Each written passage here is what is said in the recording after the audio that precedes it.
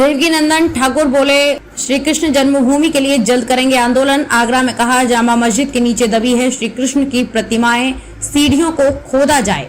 कथावाचक देवकीनंदन ठाकुर शुक्रवार को आगरा आए। उन्होंने महाराज कुबेरपुर में श्रीमद् भागवत कथा सुनाई। इस दौरान मथुरा कृष्ण जन्मभूमि को लेकर मीडिया से भी बात की। कहा कि आगरा की जामा मस्जिद की सीढ़ियों के नीचे भगवान श्री कृष्ण की प्रतिमा है। मस्जिद की सीढ़ियों को खोदकर वहां से मूर्तियां निकालनी चाहिए।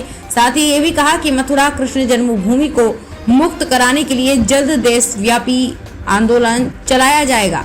इसके रूपरेखा तैयार कर ली गई है। जामा मस्जिद की खुदाई कराने की मांग देवकीनंदन ठाकुर जी ने कहा कि श्री कृष्ण जन्मभूमि मंदिर को तोड़कर वहां की मूर्तियों को आगरा की जामा मस्जिद लाया गया था। उसके बाद उसे सीढ़ियों के नीचे दबा दिया गया था।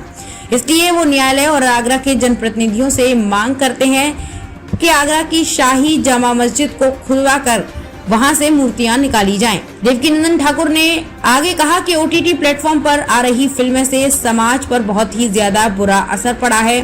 फिल्मों में जिस तरह से रिश्तों की मर्यादा तार-तार हो रही है वो देखने लायक नहीं है। उनकी सरकार से मांग है कि ओटीटी प्लेटफॉर्म और इस तरह की वेबसाइट पर रोक लगाई जाए।